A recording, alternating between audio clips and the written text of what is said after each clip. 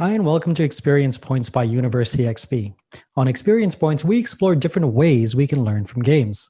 I'm your host, Dave Ang from Games-Based Learning by University XP. Find out more at universityxp.com. On today's episode, we'll cover simulations versus games.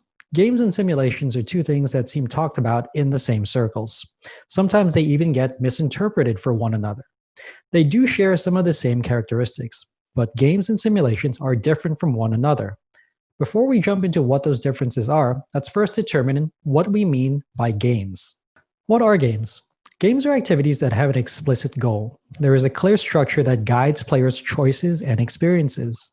Games allow players to interact with the environment, other players, or both. Games also have feedback mechanisms. These mechanisms provide players with a gauge for how their interaction affects their play. One reason why players find games so engaging and addictive is because they create an emotional reaction in players. This visceral sense of accomplishment, triumph, or fiero that players get when they play great games is what keeps them coming back for more. So how do simulations compare to games? Simulations can also be games. Games such as The Sims or SimCity even have simulation in the title. Simulations can also be serious games.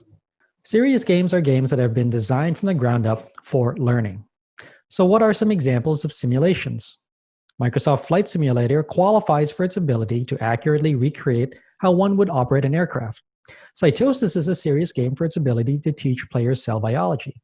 Chess is a serious game based on its ability to show insights on how strategies might play out on the battlefield. Simulations, unlike games, are supposed to be representative. They are supposed to be replications of what can be or has been. If you've ever seen Civil War reenactors play the stock market game in your high school economics class or participated in a case study, then you know what simulations can be used for.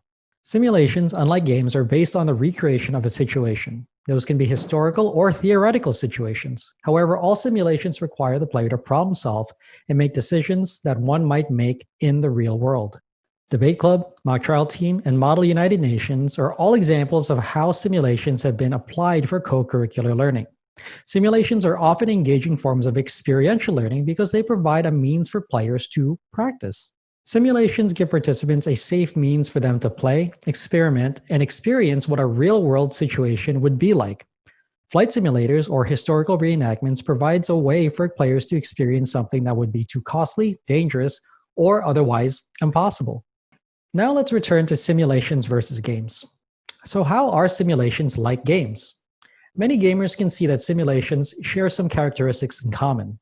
Some of those include a scaled difficulty level that progresses with players. Flight simulators can also be graphically rich as the latest PC games. Both games and simulations also provide rich feedback for the player in the form of engagements, interactions, and unfolding consequences as a result of players' decisions. Unlike games, simulations don't have a specific win-loss state. Games contain structures of specific conditions where the game ends. Typically, this results in unequal outcomes for players. This includes, I win, you lose conditions for war games. We both earn points, but I earned more points than you in board games, or I finished the race the fastest in sports or athletic contests. Simulations don't normally have a typical win-loss state. Simulations can be played over time. Simulations, like their real-world experiences, continue to be. They are an unending interpretation of a state of affairs from which players played a small role. Now, you should be able to tell the differences and similarities between games and simulations. Both can be used to meet your learning, education, and training needs, though they both provide different outcomes for your students based on what you want them to learn and take away. Simulations are based on a recreation of scenarios. They require problem solving from players in order to be successful. Games, on the other hand, don't necessarily rely on problem solving for players to engage and finish them. Rather, games use feedback mechanisms that incentivize players to continue playing. Both simulations and games provide experiences for players and learners to engage with. You can consider simulations and games both vehicles for bringing your audience where you want them to go, as well as what you want them to learn.